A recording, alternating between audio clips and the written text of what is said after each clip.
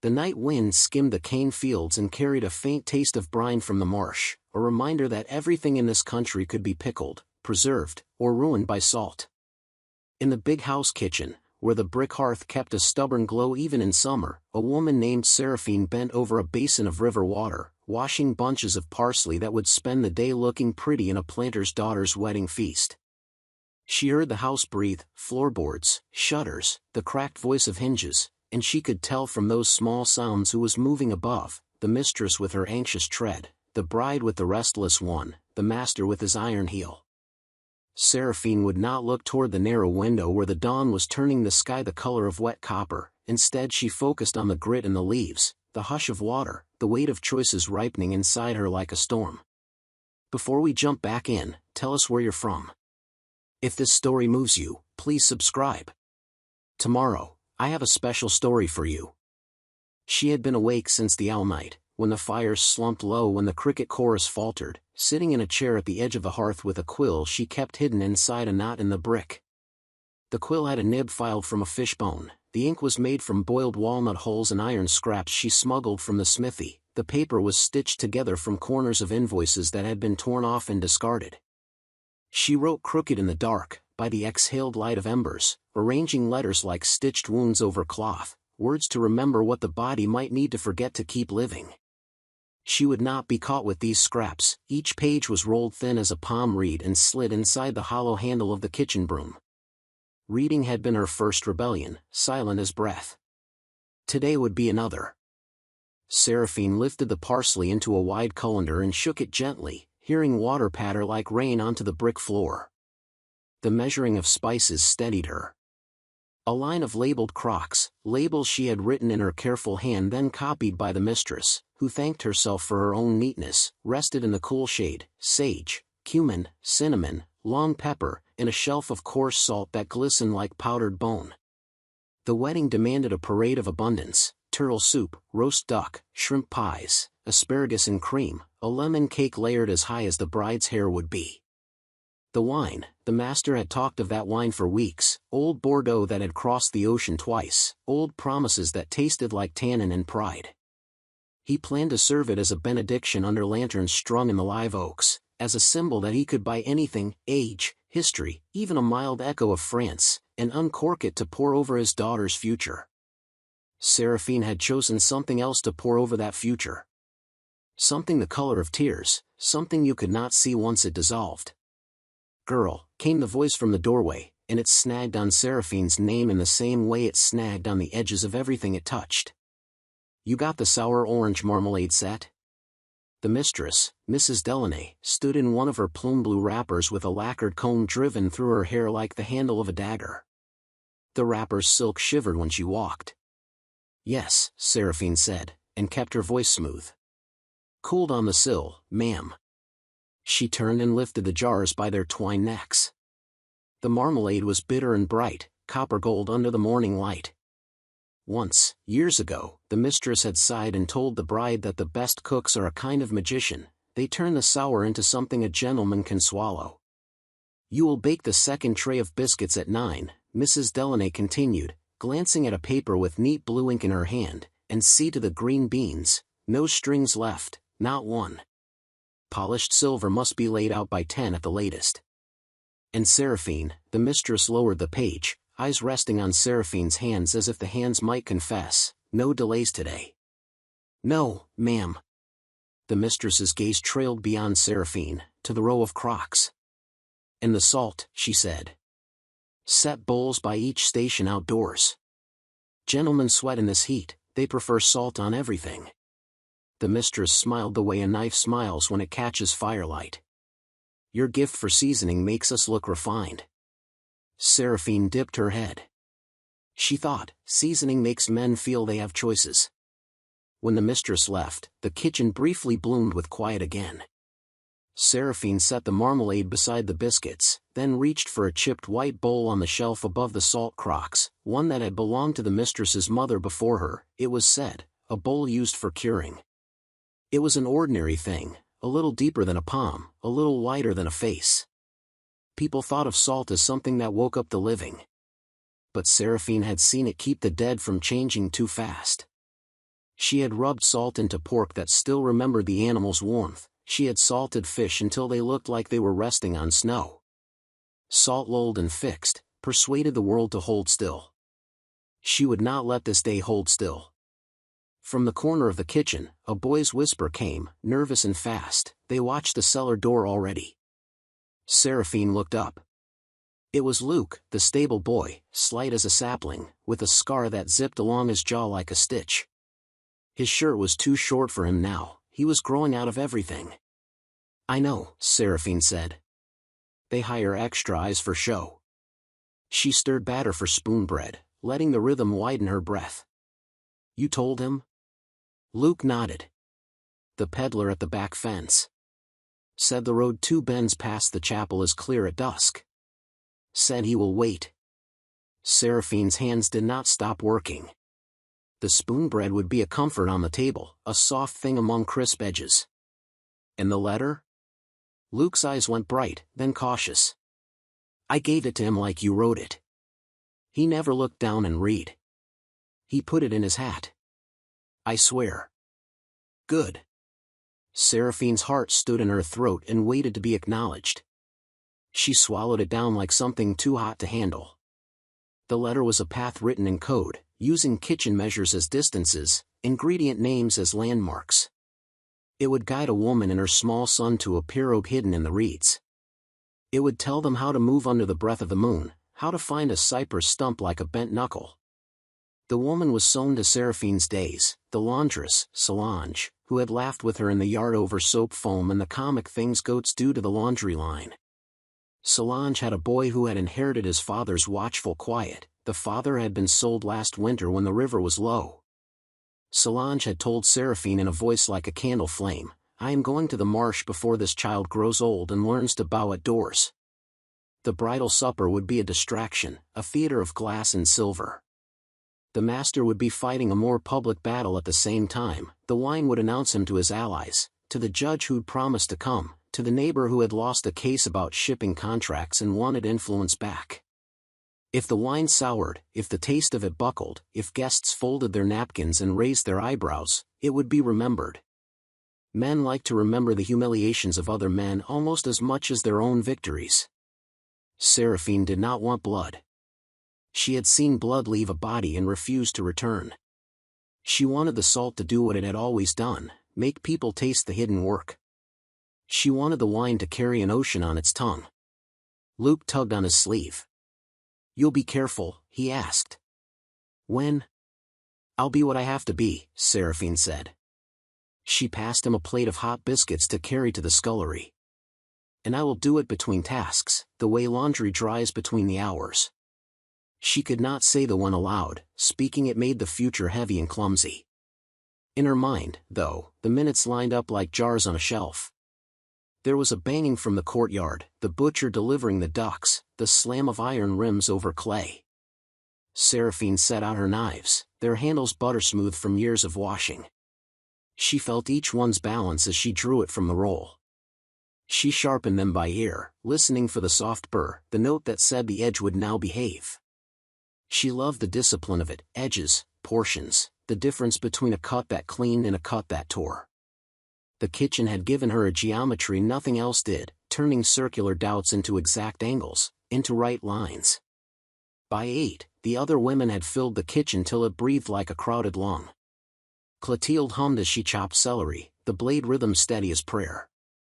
Aline rolled pie dough and talked to her dough as if it were a skittish colt. "Easy, easy, do not stick to the board." Solange came in with a basket of eggs and set them down the way a woman sets down a burden she must lift again soon.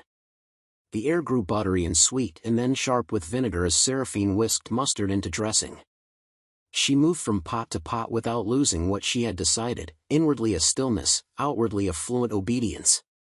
At a pause, Solange leaned near and whispered, "He told me your letter was a song. He could hear the tune of it even if he couldn't understand all the words. He said he trusts the tune." Seraphine kept her gaze on the pan she was glazing. "Tonight," she murmured. "Before the lanterns go out. The road 2 bends past the chapel. Luke will go ahead." Solange nodded once, a small bow to the unknown. I dreamed it, she said. I dreamed the marsh took my feet and made them roots. I forced them free and my legs came back made of willow. Then she laughed, soft and fierce, as if breaking a rule. Willow bends and doesn't break. There was a rule about laughter before weddings in this house: it must sound like bells, not thunder. Seraphine thought of this as she stood on a stool to reach the top shelf where the silver punch ladle lived. She wiped it bright and put it where it would be missed if it went missing. She built the detail of the wine in her mind like a small altar. The bottles lay in the cellar in a cradle of sand, their corks leaked a little from old travel. The master had ordered new corks and instructed Eli, the houseman, to stand by with a clean basket to take empties away. Seraphine had watched through the half-open door last night as the master sent the boy down with a lantern to check for dust, for mold. Do not breathe on them, he had said, as if a breath might cheapen their pedigree. He was careful with the ways he thought he looked rich. At 9, when the mistress came to tick another line on her list, she found the kitchen moving like a single creature with many arms. Just so, she said, as if she had taught them their skill. Just so. She pinched her lower lip. Seraphine, the judge favors the turtle, but he hates clove. Do not let a single clove touch his soup. She paused. In the Bordeaux, Mr. Delaney will decant it under the oak near the steps at sunset. See that the table there is spotless. It will be, Seraphine said. When the mistress left, Seraphine reached into her apron pocket. Her fingers found the small muslin packet she had hand-sewn the night before out of a torn seam, the kind of tear no one notices because it belongs to a garment that no one pays to mend for a woman who doesn't own it. She had filled the packet with a pinch from each of 5 salts, the coarse French the mistress ordered for show, the river salt her own people made by burning marsh grass and boiling down the lye, the smoked salt that happened by accident when a batch dried near an ash bed, the fine white scraping from the cure house, and the darkest, a mineral salt a sailor had traded her for 2 jars of pickled okra. She hadn't tasted that last salt, she had watched it, smelled it, it had an iron tang that reminded her of storms. Together, they made a voice. She tied the packet tight and slipped it back into her pocket. There were 1,000 moments between now and the pour. She would put the salt into the decanting vessel in a way no one would see.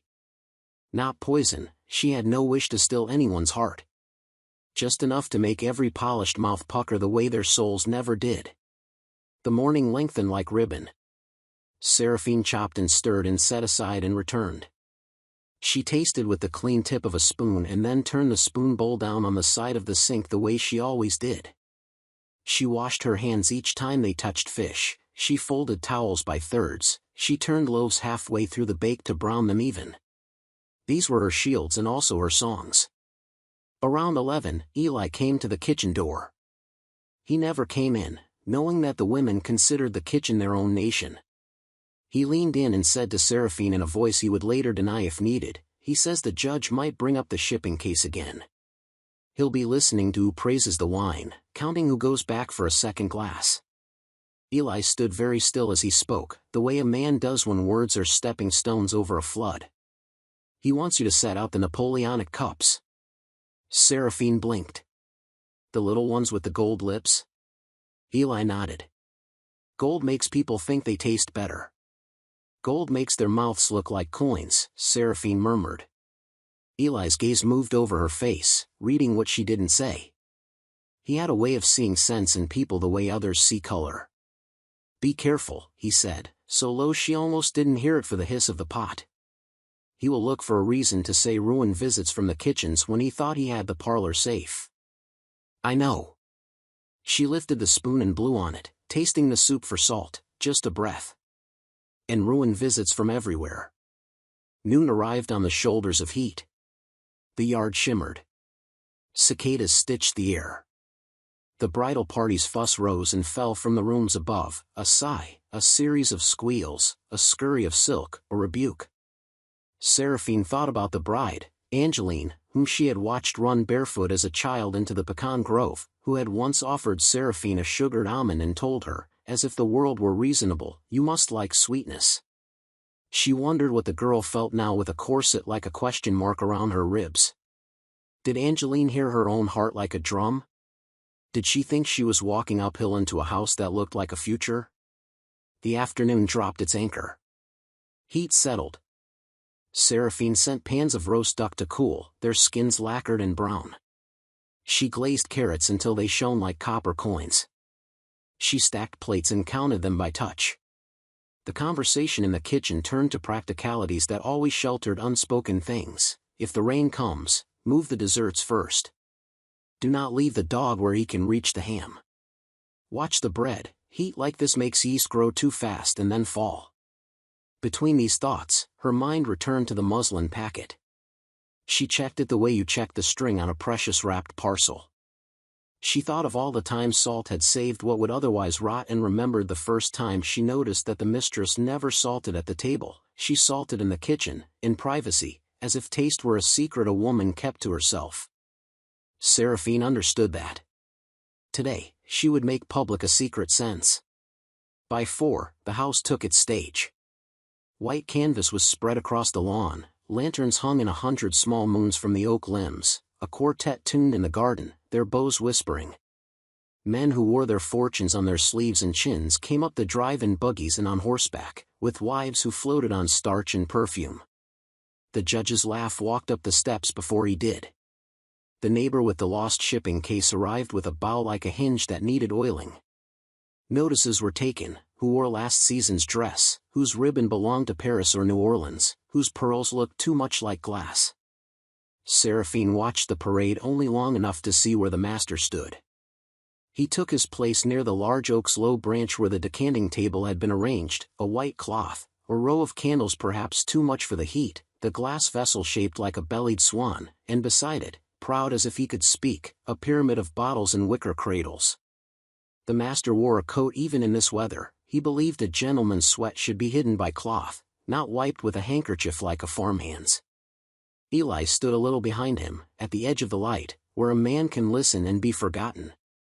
Seraphine, the mistress called, the asparagus, and the moment broke like a bottle against stone. The kitchen turned back into a wheel, and Seraphine ran where she was always expected to be. She moved the first trays out under a sky that had decided to stay clear. Smiles met her and passed beyond her face to the food. A lady said to another, "They've finally trained that one to carry without looking like she's counting steps," and Seraphine felt, strangely, a brief relief at their blindness. They believed the kitchen taught her all she knew. They did not consider the marsh, the wind and the cane, the way a river can lift a woman's arm and make her think she is lifting it herself. Seraphine took note of patrols without seeming to look. At the back fence, where the peddler would wait, the live oak's shadow slipped like a glove along the boards. Luke moved through guests invisible, a boy too useful to notice. Solange was a belle of quiet under her own head wrap, eyes like a marsh mirror. Everything was in place, except the decision itself. By the time the sun made the oak bark look rimmed with fire, the master called for attention. He struck the side of a glass with the back of a spoon, 1, 2, 3, until the yard obeyed and turned toward him. He smiled with his teeth. "Neighbors," he said, "friends." He didn't say what else they were: rivals, creditors, witnesses. "Tonight I offer you not only my daughter's joy but our house's history with a wine that has traveled farther than many men I know." Laughter. "Let it bless our table as I hope God has blessed our fortunes." The sound of people agreeing with their own interests. He gestured to Eli. "The cellar," he said. Eli inclined his head toward Seraphine. "Go with him," the mistress hissed in her ear. "Make sure none of the bottles are too warm before decanting. And mind your hands." Seraphine kept her breathing from widening. "Yes, ma'am." She followed Eli through the arch, into the cooler shadows of the house, down the hall where portraits watched and did not speak. The cellar door yawned like a polite mouth. Eli lifted a lantern. On the steps, he paused. "I saw your broom handle out of place this morning," he murmured, almost without moving his lips. "I fixed it. But hide it better." His eyes were calm. "And if you must do what you plan, do it in the glass, not the bottle. The old bottles scream when they're touched." Seraphine tipped her chin a fraction. "Thank you." They descended. The cellar smelled of sand, cork, and the memory of damp. The bottles lay at their angle like sleeping animals. Eli chose two. Seraphine carried the swan-bellied decanter, glass kissed glass, and made a sound like a far bell. Back up the stairs, the air got heavier, hotter. They set the pieces down on the oak table under the lanterns. The master uncorked theatrically. He liked to show that he could coax something aged into obedience. The first dark ribbon of wine slid into the decanter, its surface trembling with tiny lights. Seraphine stood with her calm face on. Inside, the salt packet had become a weight. Guests drifted nearer, the judge with his soft indignations, the neighbor with his angry kindnesses, Angeline in a bodice that forced her into a posture of surrender. She looked radiant and hungry for the night to be over. Seraphine looked at her and felt a layer of sympathy lay itself down under the layer of resolve, like butter under pastry. No revenge is clean. But some are necessary. Hold, Seraphine, the master said, as if he had spotted a flaw in her stance. He wiped the mouth of the bottle with his thumb. This wine is a saint. Do not bruise it. Yes, sir, she said. He poured again, and for a moment no one looked at Seraphine. Their eyes were on the red pour, the flare of the glass. She moved her hand to the ladle. It was perfect, a broad, shallow spoon, the curve of it long enough to hide a small shaking. The muslin packet lay in her pocket where her pulse had found it and now drummed softly through. She made a decision then that felt like stepping onto a plank that might be a pier or might be a ship that wasn't tied to anything. A breath. The audience's murmur swelled and receded. She slid one hand into her pocket and closed her fingers around the packet. She lifted the ladle with the other. She dipped the ladle into the wine to test clarity, as a careful cook would.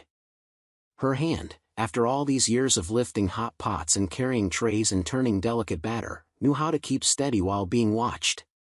She touched the packet to the curve of the ladle hidden by the decanter's lip and let it kiss the wine with the lightest press. The packet drank quickly. The salts had always been thirsty. She lifted the ladle free, the wine, disturbed, spun a slow eddy that breathed once and then went still again. The decanter's face showed nothing but a satisfied glow. Ah, the judge said, look at that color. Like a bishop's robe, murmured the neighbor, wanting to sound clever.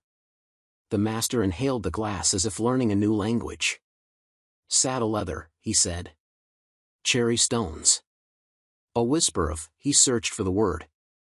Old barn, the judge laughed.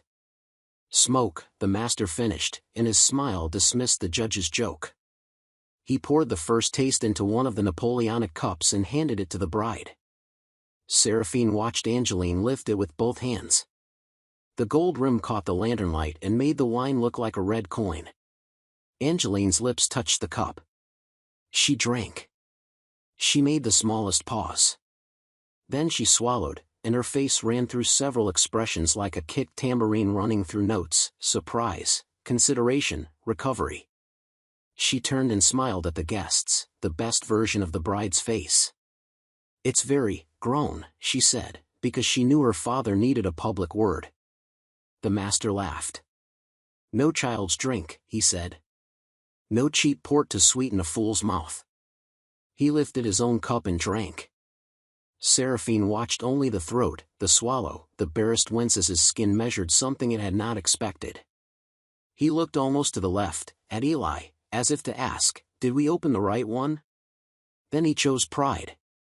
He smiled and lifted the decanter, and the cups began to move among hands. The first wave of guests drank with the fervor of people who want to prove they understand things. A murmur rose, not the murmur of praise exactly, but of consideration forced into a smile. An old man with a ring like a signet of authority cleared his throat twice and said to his wife, it is backbone, which is a thing one says when one means stubbornness in a taste. The judge said, interesting the way a lawyer says it when he hopes a witness will trip over the next sentence. The neighbor drank quickly and looked relieved when it was over. Seraphine felt a tide shift through the lawn. No one would spit. They were too polished for that. But they would remember this taste, a wine with an ocean in it. Their tongues would rise up in their mouths and ask for more water. They would not weep. They would not faint. They would swallow an embarrassment and call it complex. Perhaps, the mistress said to the judge, her voice cool as a spoon on a fever, you prefer the second bottling? She signaled to Eli for another, and the master's mouth tightened 1 degree at the corners. Angeline drifted close to Seraphine as the music began again, as the lawn remembered it had other business than tasting. You look, Angeline whispered, like you are far away tonight. Seraphine did not pretend she had not heard. Sometimes, she said softly, the marsh wind finds you even in the house. Angeline's eyes softened, an old habit from childhood. I always liked the marsh, she said. I used to think the cranes were ladies who got tired of dancing. Then someone called her, and she went, pulled by the gravity of her dress and her future. Twilight gathered at the edges like a shawl being drawn up. Lanterns took over the light's duty. The quartet found a tune that made the oak leaves tremble. Seraphine moved through her tasks, the duck, the ham, the asparagus she had worried into tenderness, and at each station she met eyes and offered trays and decided not to interpret the guests' words when they reached for more bread to put something honest on their tongues. She saw Luke slip along the perimeter once, then again, then a third time. On the third time, he touched his ear in a small signal. Ready. Seraphine felt something lift in her chest as if a bird that had sat too long had decided at last to fly. She caught Solange's gaze across the lawn. Solange stood near the laundry yard path. No one noticed the laundry yard path on a night like this. Seraphine slipped the muslin packet, now emptied and innocent, into her apron hem and thought of what the hem once held every day, pins. Pins, salt, words. The invisible weapons of a kitchen. A storm muttered far off. No thunder yet. Just the memory of thunder and clouds that had not decided. The second bottle was opened, and it too took the taste of tide that Seraphine had given to the vessel. Guests looked at one another the way people do when they wonder if they are the only ones tasting what they taste. Someone suggested punch. Someone else laughed too loudly at a small joke, bidding his tongue forget. The judge raised his voice to speak about the canal and did not finish his sentence. Eli eased near Seraphine in the weave of motion. They will call the wine interesting all night, he said. And they will talk tomorrow. His eyes shifted toward the edge of the yard. If you mean to go, go when the lanterns need tending. The boy is a shadow already. Seraphine nodded. Her hands felt light and clever.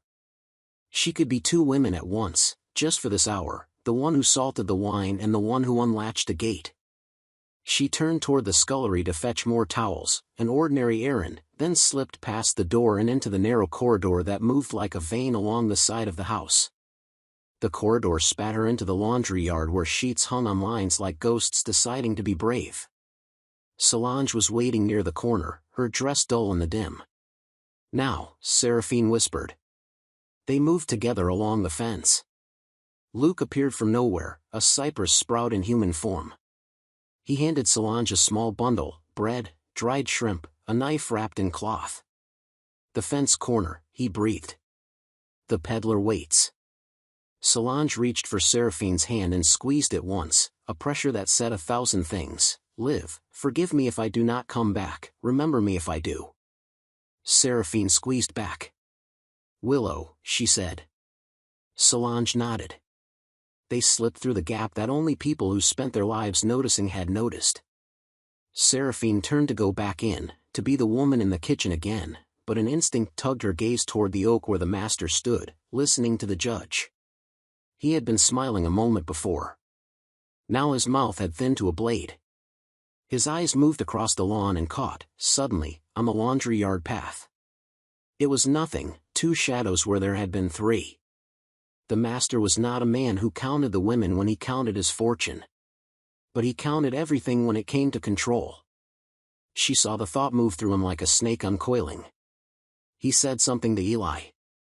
Eli's chin dropped and then lifted, and the smallest fold of pain crossed his face and smoothed out. He nodded and stepped away, not toward the laundry yard, but toward the front gate, where 2 of the patrollers had been invited to dine as if they were guests with work to do later. Eli spoke to them. A hand lifted, pointed toward the side fence. Seraphine's mouth went dry and then refilled with a taste like the mineral salt. She stepped into the scullery, lifted a stack of towels, and began to move toward the oak again as if she had not seen any of it. But inside, she was already assembling new measures, new timings, like a cook changing a recipe at the table because the guests have brought sudden appetites. She needed to split the attention. She needed to move the master's gaze back to his pride.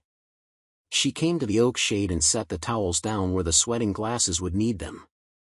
She placed the Napoleonic cups in a perfect arc, wiped the table where a smear of wine had made a small map of failure near the cloth's edge. She lifted the decanter and tipped it slightly toward the lantern so that its red heart glowed.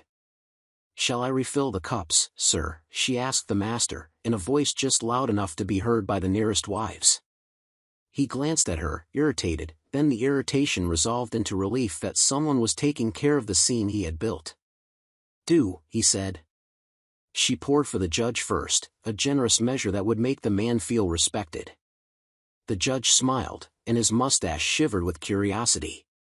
"Perhaps," she said in a tone a cook uses to lure a man back to the table, "this one is opened further by lantern light." The judge drank. He cleared his throat and smiled. "It's a sea at night," he said, an image that allowed him to be poetic about discomfort. "Exactly," Seraphine said, and the mistress, hearing poetry where panic had been, relaxed by one notch. Conversation swelled again. The master's attention was tugged by a compliment. A woman laughed in the precise note another woman envied. For a sliver of time, no one looked at the laundry yard path. Luke appeared at Seraphine's elbow like a prayer arriving on time. "They went," he whispered. "But the men went too. I told the peddler to take the long way. He said to tell you, the left bank is hungry but honest." "I don't know what that means." "It means he is choosing the side of the bayou where the roots will hold the boat if it must hide," Seraphine said, not moving her mouth much. "Find Eli. Tell him you saw a lantern oil spill in the scullery.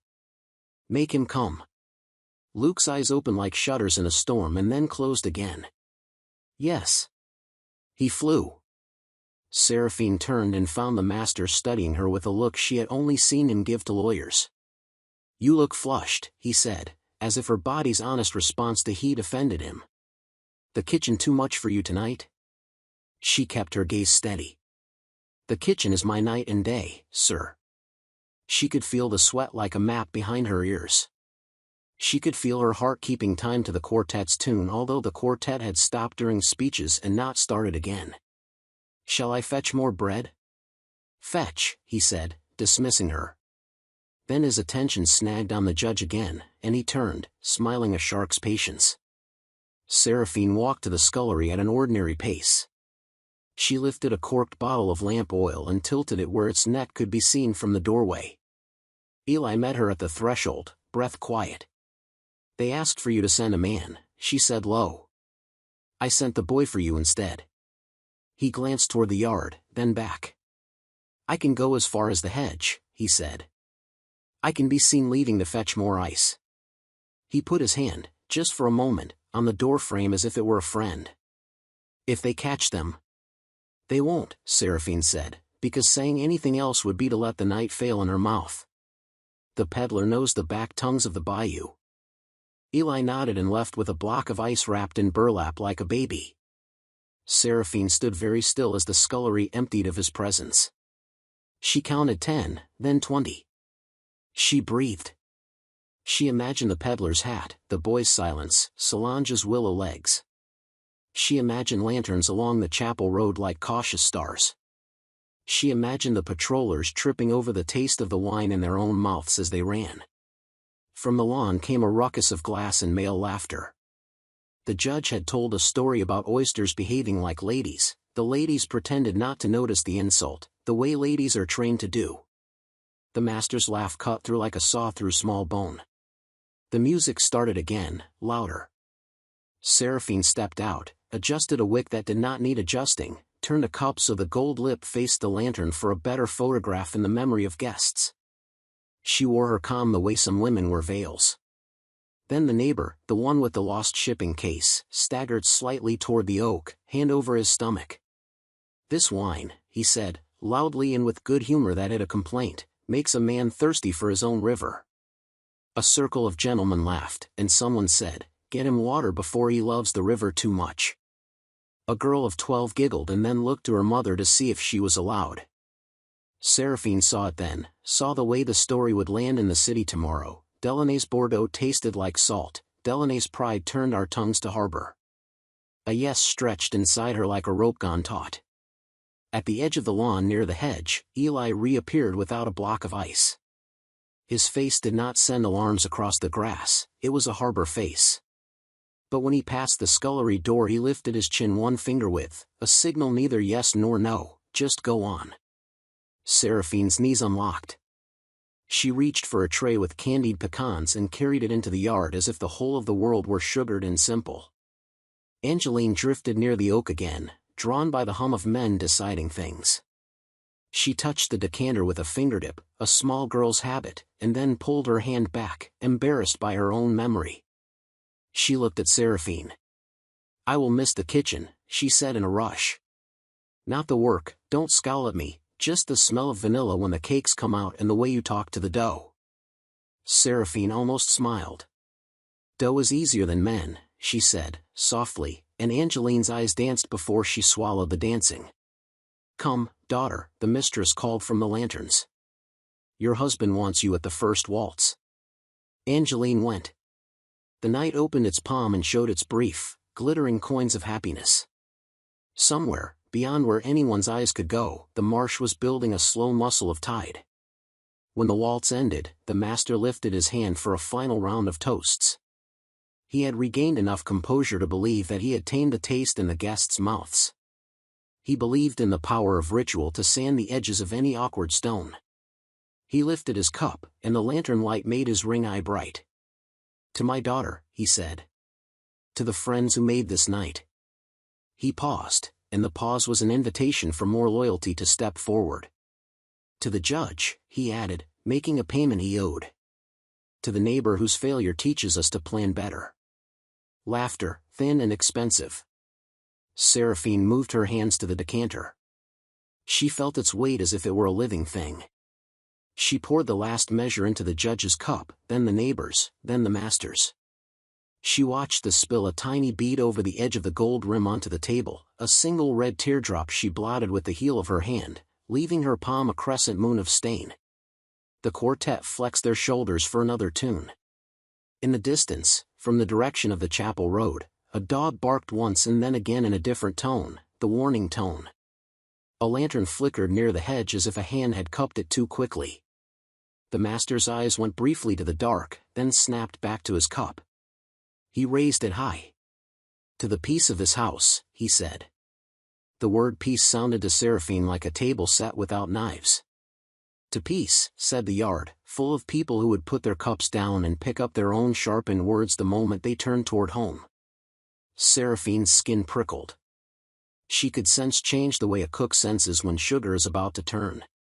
She glanced for Luke and found him near the bread table, where he was not supposed to be, which meant he was exactly where he needed to be to run if he had to.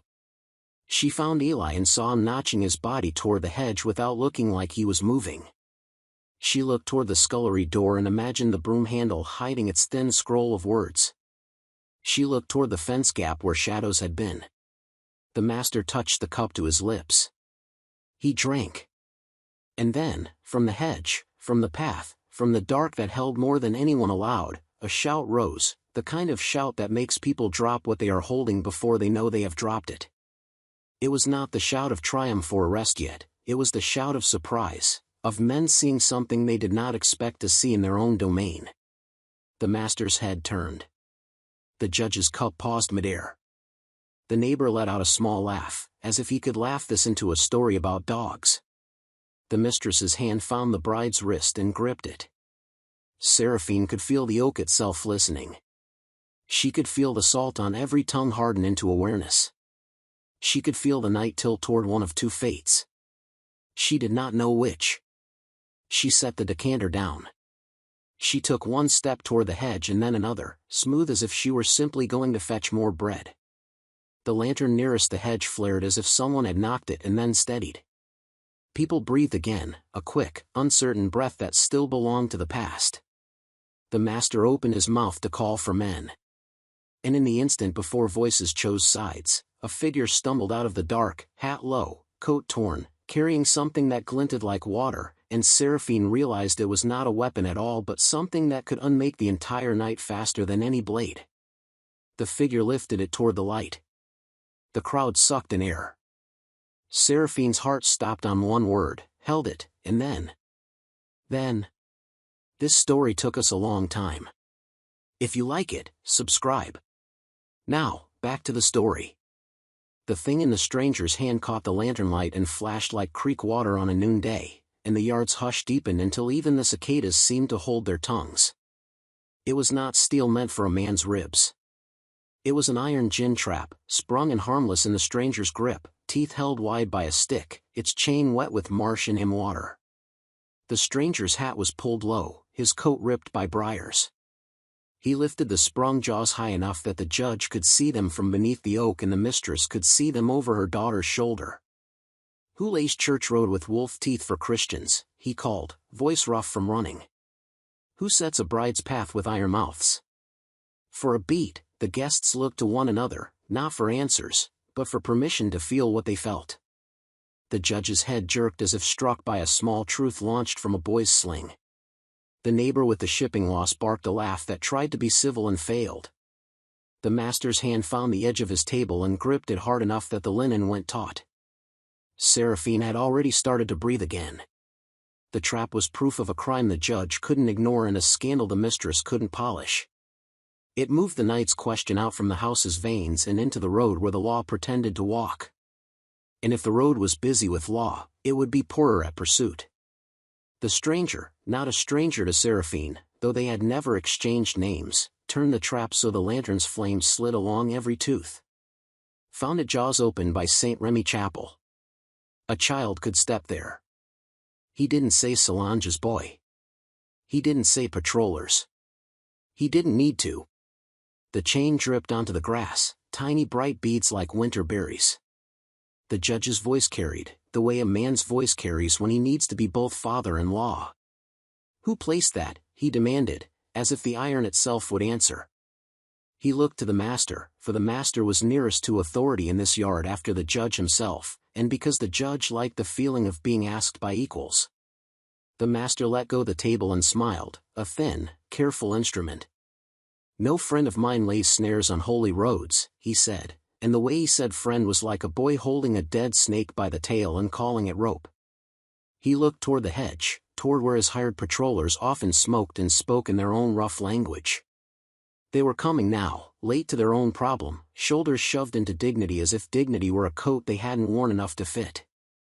Eli stepped into the little stage the hedge and oak had built. He carried nothing now, not even a block of ice, only the steadiness of a man who knows how the next minutes could fall. "Judge," he said, low, respectful, audible. The chapel road has had such teeth set before. The sexton pulled one last length from the shadow of the cypress. He did not say who set them, but the judge's gaze followed Eli's, fell upon the patroller's boots, then lifted back to the master's face like a seesaw finding balance. The bride let out the breath she had been saving since the shout. The mistress squeezed her wrist once more before releasing it, and the marks of that squeeze would be small red crescents in the morning. A lady near the punch declared faintness so she could sit without admitting fear. The neighbor with the shipping case took a second glass of wine because his first had not given him enough to do with his mouth. Seraphine felt the world rearrange its chairs. She could hear the river in the trap's wet chain. She could hear the way a marsh learns to swallow what men drop on it and keep the secret until it needs a witness. She turned her face so only Eli could see the answer there. "Good. Go." He did not nod, but the absence of his nod had assent in it. The master lifted his cup as if to toast the trap out of existence. "We won't have talk of law at a wedding," he announced. "Eli, take that thing, we'll sort it after." But the judge moved a step forward, an old man's step that still had the boy he had been inside it. "We'll sort it now," he said, not loudly, but with the weight of a gavel no one could see. "A decent house keeps the approach to God free of teeth." And a decent neighbor informs me if men doing work for him lay iron in the Lord's shade. He lifted his eyes. I suppose you knew nothing, Delaney? I suppose correctly, the master answered, which was a lawyer's sentence if ever one existed. He smiled at the guests in a way that said, see? My conscience is a white cloth. Then you will not mind if I send men to pull every trap from St. Remy to the big bridge tonight, the judge replied. He did not wait for assent. He turned to the patrollers, who were suddenly too visible for their liking. You there. Fetch your lanterns and your gentleness, if you own any, and walk the road with the sexton. Bring me every tooth by dawn. And if I hear a child's foot has found iron, I will take it out of your wages and your hide. The patrollers nodded like men who begin to understand that an evening can end in two different houses, and they are walking toward the smaller one. One of them, the youngest, blurted, We set none on churchyard borders, sir. Then you will be happy to prove it, said the judge, cutting the air with a palm. He looked to the stranger with the sprung trap. You, man. Your name? The stranger tipped his hat just enough to show a line of scar along his temple, Old Silver. I'm a peddler, he said lightly, as if everything anyone needed to know could be folded into that. I walk, I see. Walk with them, the judge said. And keep your eyes. The master's jaw moved like he was considering chewing the room. He leaned toward Eli. Find out how this man came on our land. Eli said nothing. He had already learned to use silence as currency, tendered carefully, to be spent where the profit was larger. He looked once at Seraphine, and that look held, go on. Seraphine did what the house needed and what her people needed in the same breath. She gave the quartet a glance. Musicians are always hungry for cues, and they began a soft air anyone could mistake for peace. She moved through the guests with bread in her hands and ordinary words in her mouth. Would you like more, she said. A fresh slice? She poured water with the attentiveness of a good doctor. She watched the lawn's attention swing from the hedge toward the oak, then away toward the cake, then back toward the path. She saw Luke as a flicker along the fence line, a boy disguised as a shadow. She saw no sign of Solange, and the absence was answered.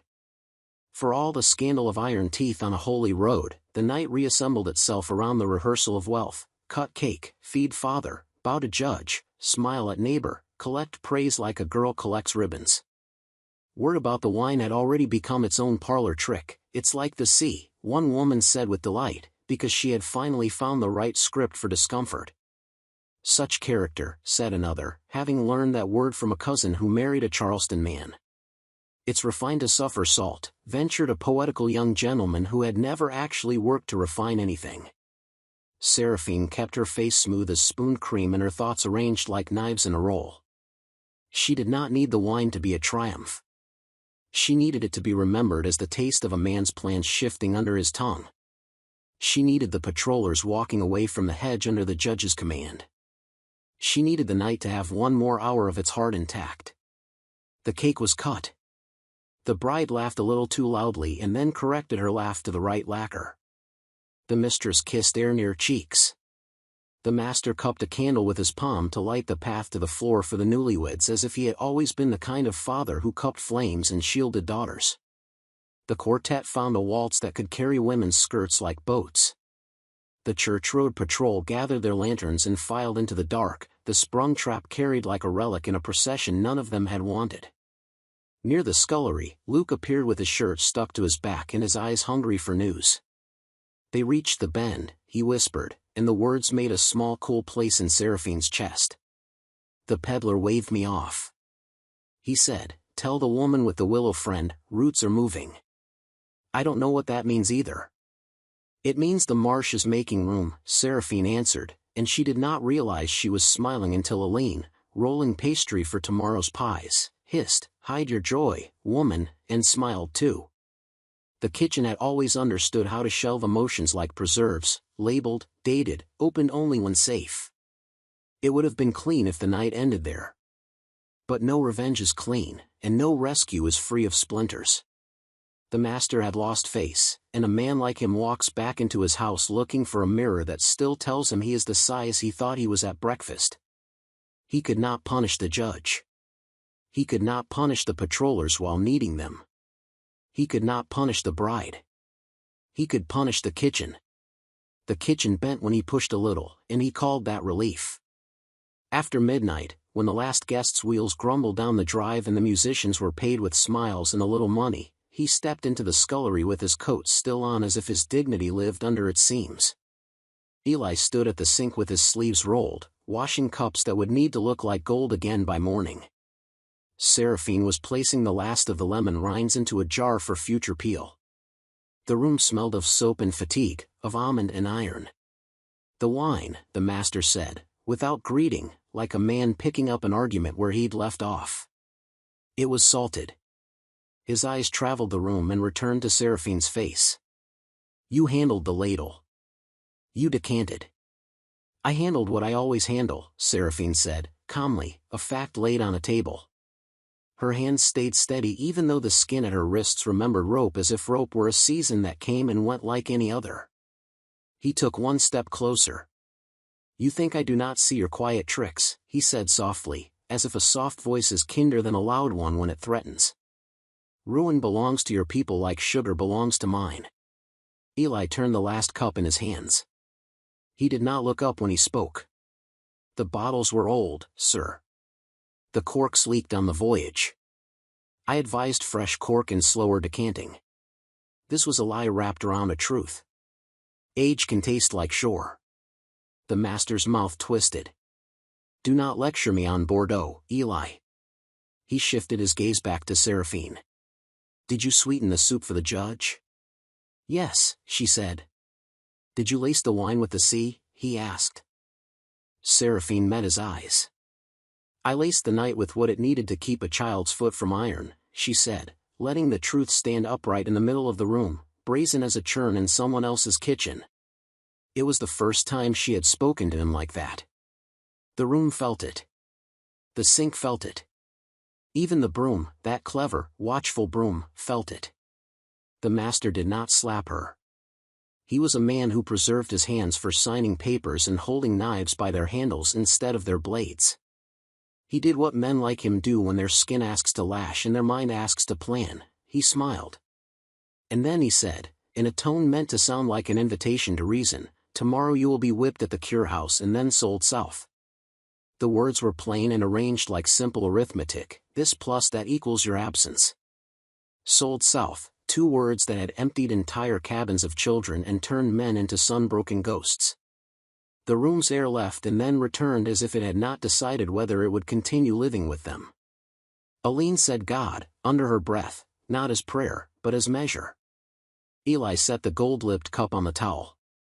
He turned slowly, as if the world were a bowl and he was careful not to lose what it contained. "Sir," he said, and his voice was the voice of a man stepping onto thin ice because someone else was drowning under it. "You sell her and you sell your kitchen's spine. She runs this house along the bottom. She makes you look like a man who knows how to host. You go into court looking like a plantation that can feed judges and neighbors both." He shook his head once. Men remember the taste of a house. They remembered tonight. You cannot afford them to remember tomorrow's hunger. The master did not like to be told the price of anything. He liked to set the price. "Then I'll sell her to the city and keep the laundress," he said, as if that were mercy. Seraphine imagined the city, backs bent under brick, markets, alley water, docks. She imagined her letters in the broom handle burning by order. She imagined Solange in the pirogue, the boy's hand in a peddler's sleeve, the cypress knees rising like saints. She did not imagine herself kneeling in the cure house because her body refused to put itself into that picture. "You need to sleep," the mistress said from the doorway, like a gun firing from a window instead of the field. She had been listening, of course, because walls and wives listen by trade. "You are about to make yourself small in front of men who will hear about this by breakfast, and you need to look large when you answer." She fixed Seraphine with a thoughtful, cold gaze. "Where is Solange?" "In the laundry yard," Seraphine said, and no one in the room missed the courage it took to say that particular truth. "Where she is needed." The mistress's eyes narrowed, then softened, not out of compassion but calculation. We will settle the missing in the morning, she said to her husband. Now go to bed. You won one thing tonight at least, the judge's favor in the road matter. Do not spend it on more anger. She turned to leave, then paused. Seraphine. The name was a thread she could jerk if she wished. At dawn, we begin with inventory. You will be there. You will run my house until I say otherwise. The master looked as if he would chew that thread. But he had married a woman who liked the feel of a situation that stayed in her hands, and he knew it. He made a noise that meant later. He left. The mistress left after him, leaving the smell of her perfume like a residue on the air. The room exhaled. Aline crossed herself the long way and then the short. Luke slid in from the outer door as if he had been listening from the keyhole of night. Eli lifted a towel, dried his hands, and set them, warm, capable, on the edge of the sink. I won't be sold, Seraphine said quietly to the room. She did not say it like hope. She said it like work. If they try it, I'll go by water, and I'll go with others. You will not go alone, Eli replied, equally quiet, as if the walls were eager collectors of any theories spoken too loud. And you will not go today. He looked toward the broom. You write, he said. Write what others will need if your hands are not here to point. Seraphine nodded, and the night moved on, hours shaking loose from it like crumbs brushed from a tablecloth. Dawn came in like a woman with practical shoes, no apology, no pageantry. The inventory took place under the mistress's eye the way an autopsy takes place under a surgeon's, measured, detached. Count the silver. Count the china. Count the ducks and brine. Count the flour barrels. Count the sugar cones. Count the women by the stove and the boys in the yard, quietly, while you pretend you are counting brooms. The master stood at intervals and looked like a man supervising the tide. Seraphine moved with her usual efficiency, setting down lists in her head, tallying, adjusting. Every now and then a woman's gaze brushed against hers and held, Aileen's, Clotilde's, the seamstress from the quarters who had come to measure napkins as if cloth belonged to the day itself. These gazes were little papers passed in church. Mid-morning, a rider from the chapel came up the drive with his horse lathered and his throat full of news. The road had yielded 7 traps by lantern light, and the sexton had cursed in ways the angels pretended not to hear. The judge had sent a boy with a note for the master. We will speak at noon, bring your excuses and your gratitude. The patrollers looked everywhere like men who have never owned their own mornings and yet find themselves called to account by them. The mistress took the note and read it with her mouth like a drawn line. We will serve the judge turtle at noon, she said to Seraphine, which under other circumstances would have sounded like routine, but inside of this morning sounded like power testing its hinge. Make it clean of clove. I will, Seraphine said. She wanted to say, and I will salt nothing you can taste. In the laundry yard, the sheets flapped brave. In the marsh, the wind moved with a mind of its own. And somewhere out there, Solange bent and did not break. Before the noon hour, Angeline slipped into the kitchen, bridal satin traded for a cotton morning dress that looked like relief.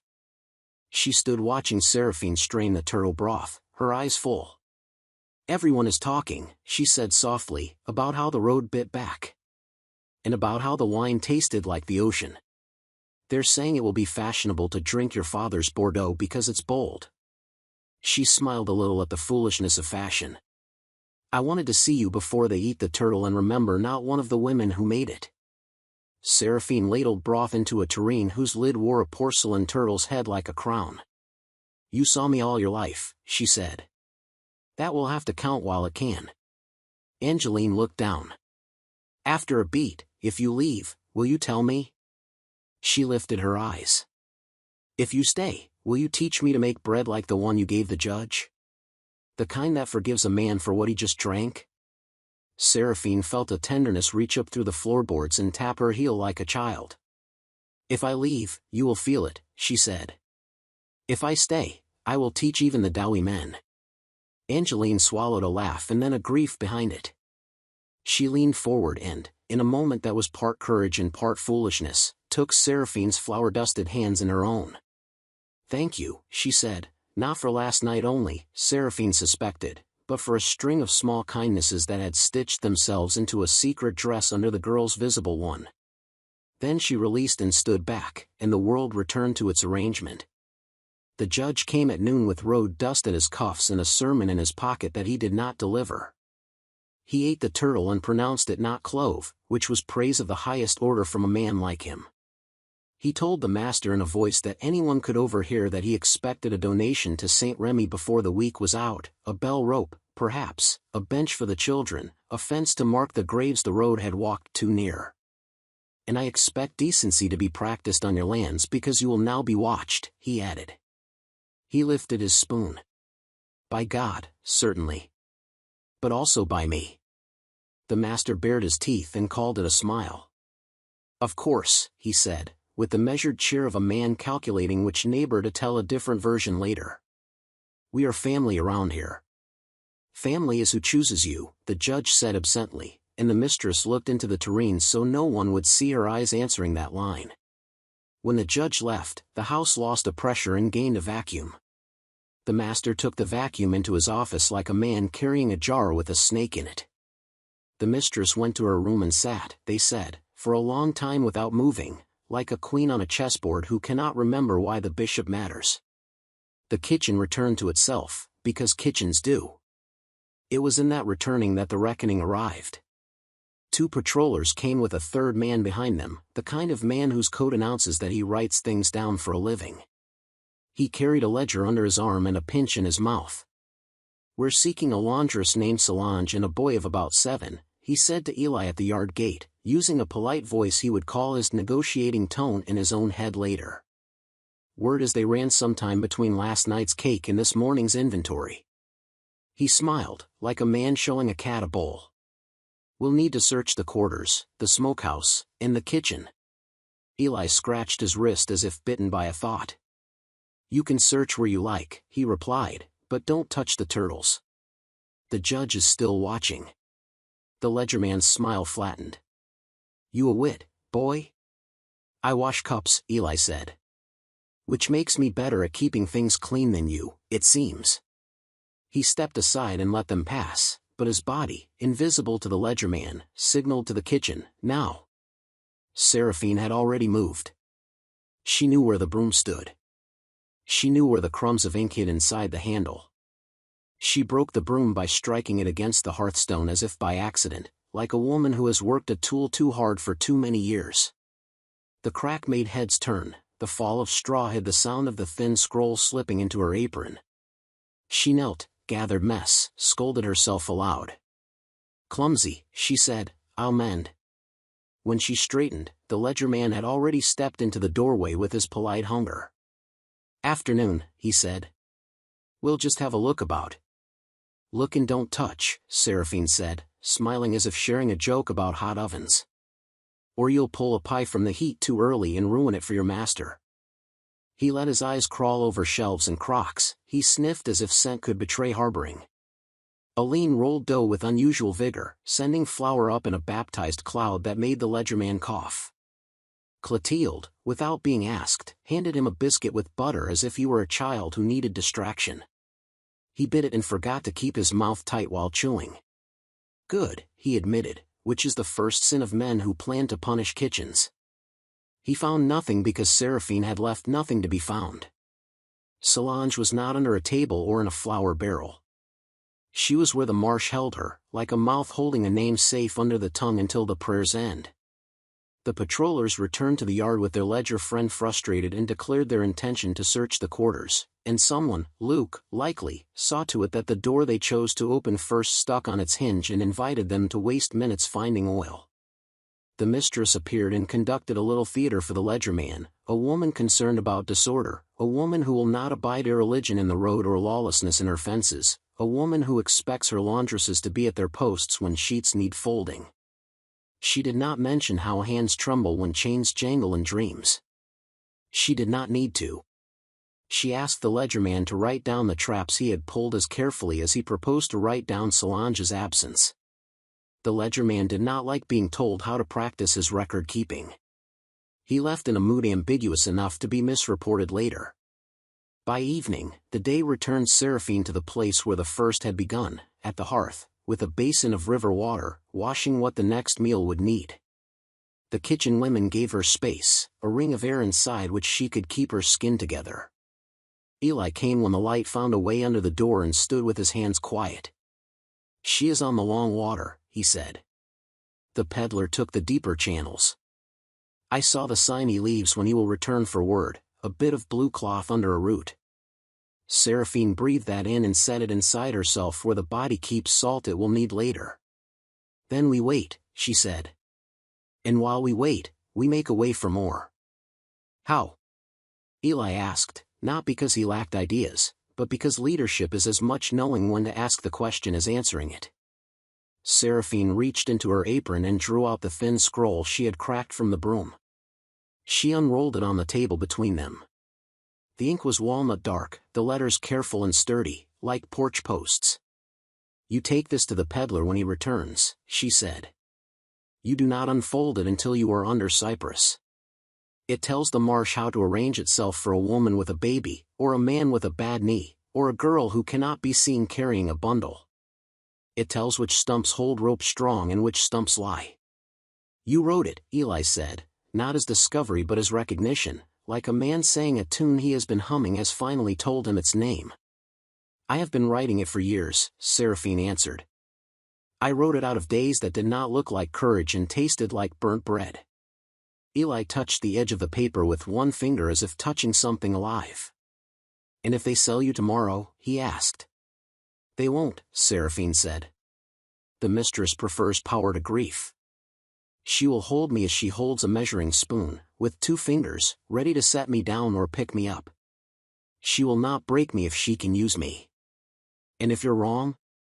Eli pressed, because plans that do not consider their enemy's appetite fail where appetite grows. "Then we go to water," Seraphine said simply. "And if I die there, the marsh will keep my name until you lift it back out." He nodded once, as if saluting a flag no one else could see.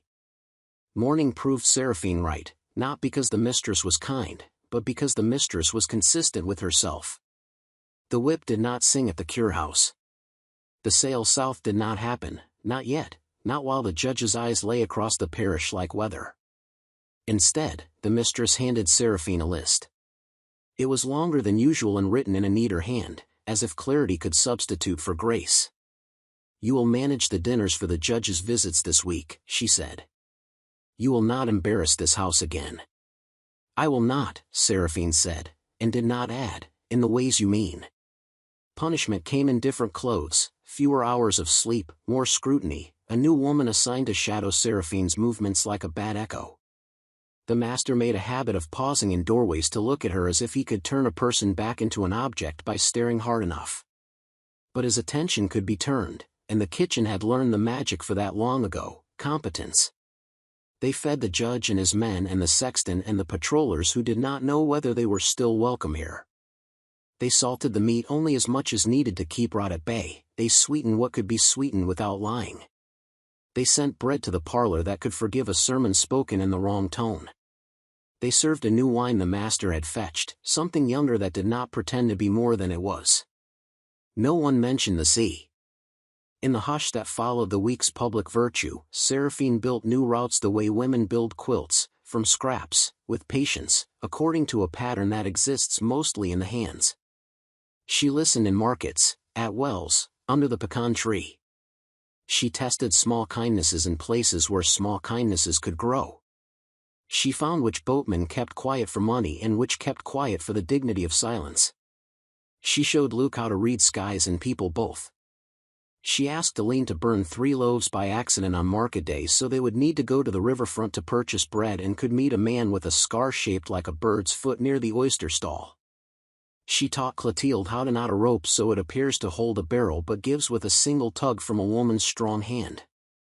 And when the peddler returned, 3 nights later, mid-moon, leaving his blue cloth under the root as promised, Eli took the scroll to him under the living hush of cypress. "From the woman who salted the wine," Eli said.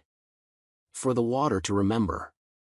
The peddler slid the paper into a tin cylinder and tapped it twice like a man tapping a pocket watch when he agrees with time. The marsh is a Bible if you learn its verses, he murmured. This will teach even a new preacher to read. He gave Eli, in exchange, a thing that looked like nothing at all, a circle of worn leather with 3 slits in it. If you see this hung on a fence post, he said, it means the road past it has eyes that do not belong to us. If you see it braided with a red thread, it means a woman walked free through at dawn. Eli carried it back to Seraphine as if it were sacrament. News travels in places like this the way yeast travels, quietly and until it lifts everything that can rise. Within a month, a woman from the mill on the old canal had walked out with 2 children under quilts at noon and had not been seen again. Within 6 weeks, a man from a neighboring sugar place had vanished at the same time his overseer had a broken wrist from falling off his own horse. Within 2 months, the ledgerman returned, prickly and puffed, and his coat announced he had found nothing, which is a kind of finding that humiliates men who believe in ledgers. He quoted laws like psalms and received bread like communion and left with the taste of law softened on his tongue. Seraphine kept writing. She never named names on paper, she named stumps and stars and bends. She kept the scroll's pages in places that looked like women's work, under flour bins, inside the spine of a cookbook that had never taught anyone here to cook, in the hem of a curtain she herself had mended while the mistress praised her own thrift for employing someone who could mend it. One night, word came not in a whisper but in a knock, a hesitant, doubled knock that had traveled down river and up feet. Eli opened the scullery door and found Angeline there, alone, her hair unpinned, her mouth full of a decision she did not yet know how to speak. I told him I needed air, she said, meaning her husband but not saying his name, as if names might harden intentions too soon. I came here because this is where air is.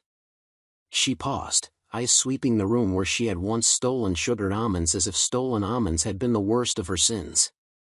They are sending a girl from his cousin's house here tomorrow, she said, very soft. They plan to sell her south before winter. She's 14. She's pregnant. Angeline's hands shook as if the piano had moved into them and demanded she play. Can you? She stopped, unable to say rescue, as if the word's edges might cut her mouth. Seraphine looked at Eli. Eli looked at Seraphine. They did not need to speak, they had already made the answer while living their days. We can, Seraphine said. But you must do something hard and soft both. Angeline lifted her chin. Tell me. You must lie to your mother, Seraphine said. And you must tell the truth to yourself. Angeline swallowed and nodded. I can do both, she said like a woman learning she has 2 hands. They arranged a new verse in the Marsh's Bible. Angeline created a task in the parlor that required the cousin's girl to carry a bundled cloth to the gate at an hour when the gate had eyes that belonged to Eli and Luke, not to the patrollers. Aline burned the custard by accident so that the mistress had to summon Seraphine for saving and could not follow the girl. The peddler was waiting under the hedge with a hat that looked like shadows. The girl stepped into the hat's shade and into the road and then into the water and then into a boat with sides lower than fear. By dawn she was further downriver than anyone with a ledger could imagine. Angeline cried in the scullery later, standing between the copper pots as if they were sentries for her privacy. He will know I knew, she said, and the fact of that knowledge had already started to push against the seams of her marriage like a child pressing a toe against a shoe. He will tell my mother I am weak. Let him, Seraphine said. Weakness is what men say when a woman's strength isn't convenient. The house began to bend without breaking. The master had more reasons to walk into doorways and frown. The mistress had more lists and more headaches she treated with lavender and autocracy. Angeline learned to visit the kitchen at hours no one expected and to leave by paths no one had taught her. The judge went to St. Remy on Sunday and nodded toward the back pew where men who weren't invited sat, and the nod said, I am still watching, be careful with the roads and with your temper. Reckoning did not arrive as fire, it arrived as a letter. A neat, expensive envelope came from the city with the master's name written in a hand that had written his name before, with promises of partnerships and threats that wore the same perfume as polite invitations. He read it in the parlor and turned the paper over and read it again and then set it on the table as if it might climb off and run. We are overextended, he told his wife, which meant he had borrowed against next year's harvest and the river had taken his courage with its last brown swell. "What will you sell?" the mistress asked, not because she didn't know but because she wanted him to say it aloud and mark himself with those syllables. "The city wants hands," he said. "Young ones. Skilled ones. They pay more now than they did." He didn't look toward the kitchen when he said it. He didn't need to. The threat was a knife laid on the mantel, present, visible, not yet used. Seraphine heard about the letter by hearing the master breathe heavier on the stairs. She saw it in Angeline's face as the girl came from the parlor. She tasted it in the soup when her hands salted it an extra grain because her thoughts were elsewhere. Eli brought the news like a man sets down a pot he does not want to spill. "We must make the sale impossible," he said. "How?" Aline asked, and Clotilde set her knife down because there are moments when chopping a carrot would be an obscenity. "By making this house incapable of selling its own best scents," Seraphine said, and the sentence sounded like prophecy because it was simply good reading of people. She looked at Angeline. "You want a house you can live in even if you have to live in it," she said. "Then stand where your father does not expect you to stand and make yourself a piece on the board he cannot move." Angeline swallowed and nodded, color leaving and returning to her cheeks. "Tell me where to stand," she said. "By the judge," Seraphine answered. "And by the church. And by your husband's debts." She outlined it like a recipe. "Go to St. Remy with a basket of bread, ask the sexton what the children's bench needs, ask the judge's wife about a literacy circle for poor white girls and quietly add black children when the candles burn. Praise your husband in front of men who will tell him what you said and use that praise to buy his assent to your errands. And when your father says he must sell hands to the city, ask the judge at dinner in front of men whether the city has not been warned that St. Remy's road will be repaved with decency. Shouldn't they also consider keeping skilled hands here to restore what was broken? Say skilled hands 3 times. Angeline listened like a student under a lamp. "Skilled hands," she repeated. "Skilled hands. Skilled hands." She smiled tightly. "I will make my mother believe it was her idea to keep the kitchen intact so her dinners stop bleeding. It worked because so many plans work the same way, by telling men a story where they are the hero and then living inside that story long enough to move the furniture." The judge repeated skilled hands as if it were a scripture he had always known. The mistress began to look at her kitchen staff like spoons of exact size rather than weights to be traded by the pound. The master postponed the sale, then postponed again, then told his city partner that he would sell cane instead, cheap, and swallow the difference like medicine. Seraphine did not mistake postponement for safety. She kept the scroll current. She kept the Marsh's Bible in one more place, a place they would never search, bound in the spine of a French cookbook the mistress kept on a shelf to impress women who could not read French. She taught Luke to copy by candlelight, E's like tiny oars, F's like reeds, S's like snakes that have learned to sit, so that if her hand was taken, another hand could write. Years do not pass, they steep. The house learned new ways to commit its old sins. The road kept its teeth off for a while and then grew new ones in a neighboring parish. The judge died with a priest and 2 nieces by his bed. The mistress grew more brittle and therefore more merciful when something firm touched her and did not shatter. The master lived with the knowledge that he had been made a spectator to his own reputation. Angeline had children and taught them to bake and to ask questions. The ledger man wrote other ledgers. The peddler appeared and disappeared like the moon's cousin. Eli's hair found winter earlier than the fields did. Luke became a man and learned to be quiet in useful places. Seraphine's name moved upriver and down in small boats, the cook who reads, the woman who salts and saves, the one who writes with fishbone and makes the water obey. She knew better than to believe her own rumor. She believed in flour and heat and small seams. She believed in the way a kitchen could become a forge if a woman put her mind to it. She believed in the Marsh as an accomplice and a confessor. She believed in Willow.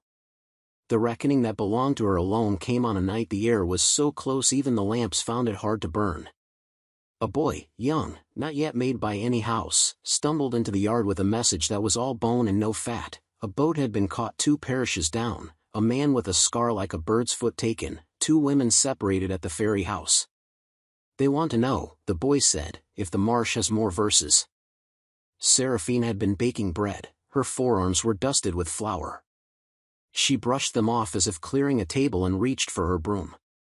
She did not hide the scroll this time. She unrolled it and wrote with the practiced speed of a woman who has earned the right to write quickly. She added a verse about a hollow log that opens to the right if you push with your heel, a verse about how dragonflies show you where the water is shallow enough for a man with a bad lung, a verse about where to leave a baby safe if the mother must run faster than her heart. She rolled it and sealed it with a bit of tallow and handed it to the boy. "Give this to the peddler," she said. "Tell him, the marsh is older than iron." The boy ran, and the night gathered its skirts and ran too. Eli stood in the doorframe like a hinge between worlds. "You could go now," he said. "You have earned the river. No one would call you coward for choosing water over work." Seraphine looked past him to the hearth, the crocks, the knives with their butter-smooth handles. "Part of me has been gone for years," she said. "Part of me has to stay until the house forgets my face enough that the work can live in hands that aren't mine." She looked at Eli. "And you?" "I promised a boy I would teach him to turn silence into sentences," Eli replied. "After that, we'll see if the water remembers my feet." They stood a long time without speaking, the way two trees stand when the wind is choosing which one to lean on. Toward morning, before dawn could sit its plain shoes on the threshold, Angeline came with a wrapped package. She set it on the table and stepped back, as if the thing inside could bite. "For you," she said. "From no one." Seraphine untied the string. Inside lay a book, blank, bound in leather stiff as a new truth. "To write recipes," Angeline said, and there was a tremble on the last word. "Or whatever else a woman might need to remember when the house tells her forgetting is safer." Seraphine ran her palm over the pages. They took her touch like a field takes rain. "Thank you," she said, and because gratitude can be too big for mouths, she added, less grand but more precise, "This will do." She wrote that night. She wrote in the blank book with a nib no longer made from fishbone but from a sliver of brass Eli had saved from a broken candlestick. She wrote the marsh's verses and the kitchen spells, how to fold dough so it remembers how to rise, how to sweeten sharp fruit without lying, how to tell a child he is not a thing by letting him carry an egg, unbroken, from table to stove, how to look at a woman and see the part of her standing knee-deep in water surviving, how to salt wine so men taste their own thirst. She did not sign her name. She did not need to. The house knew. The marsh knew. On a day that blew clean after weeks of weather that clung, a letter came from downriver, the peddler's marks scratched along the margin like reeds. The man with the bird's foot scar had been traded for a ferry keeper's nephew's life. The two women had been split at the ferry, but the hollow log had done its work and held what needed holding until men's eyes turned elsewhere. "The marsh keeps your verses," the letter ended. "Send more." Seraphine sent more. She sent a verse that taught a woman how to lace her corset with a knot a man couldn't untie unless he begged her to show him. She sent a verse that told a man how to carry two babies, one his, one a stranger's, so that no one watching could tell his heart from his hands. She sent a verse about how to look like you belong in a house long enough to walk through it and out the other side. She sent a verse about singing while you work to set the rhythm for running later. The house remained itself and also not itself, such is the magic of persistent work. The master aged into a person afraid of blackbirds because their sudden leaving of a tree sounded like failure. The mistress arranged linens until her fingers were thread. Angeline found gray at her temple and laughed at it before the mirror, as if the gray had chosen the right house after wandering. The judge's nephew took his place on a bench and judged. Eli taught Luke's son to read the labels on the crocks without moving his lips. Luke's son read them louder when alone. One evening, years after the salted wine had made all tongues honest for an hour, tree frogs sang like prayer behind the quarters, and the air smelled of rain that had not yet fallen.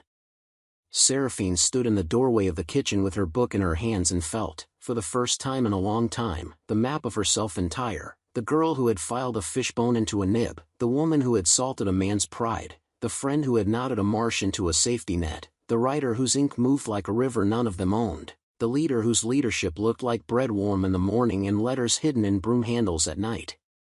The house was not free. She was not free. And yet something in the air was as close to free as breath gets when it has been held too long. She closed the book and set it on the table. Tomorrow we teach Clotilde's niece to read by the spice shelves, she told Eli. Tomorrow we show the boy how to row without breaking the water. Tomorrow we send a verse about how the willow keeps its feet. Tomorrow, Eli said. He lifted his head as if listening for an echo he might have missed. Hear that? What? Seraphine asked. The marsh, he said, smiling. Laughing. She smiled back. It laughs at men who think iron rules forever. They worked into the evening. They salted the roast just enough for tomorrow's noon, and they left the wine alone, because it had already learned its lesson. They wrote another verse. They folded towels. They sharpened knives with good sounds. They were ordinary and not ordinary at all. Late, when the lamps had burned themselves reasonable and the house had finished telling its lies to itself for the day, Seraphine set her hand upon the doorframe and spoke into the wood as if speaking into a mouth that could carry words to the right ears. We are not done, she said. We are exactly begun. A wind moved through the cane and brought with it the faintest taste of brine. It touched her lips and then was gone. She thought of the wedding night, the decanter, the muslin, the eddy of red that had swallowed the salt and stilled. She thought of Solange bending, never breaking, somewhere upriver or down, teaching a boy to read the water's syntax. She thought of Angeline standing where she had been told not to stand and making that spot holy. She thought of Eli's silence, which had ferried more souls than any boat. She thought of the ledgerman, still writing inventory as if the world could be kept by columns. She thought of the judge's bench, old wood worn smooth by elbows that had tried to lean right. She thought of the marsh, carrying. In the end, no blade unmade the night. A trap did. A taste did. A woman did, with a packet of salt and a quiet that learned how to speak. The kitchen was her nation, and the river was her parliament, and the marsh was her scripture, and the broom was her printing press, and leadership was the thing she did with her hands while other people argued about who had the right to talk. Seraphine blew out the last lamp. The room held its heat like a remembered touch. She stepped into the yard where tree frogs petitioned the dark with their insistent joy. She thought of all the tomorrows folded inside the word tomorrow and smiled. 2 more great stories are next. Don't miss them. Subscribe and turn on notifications.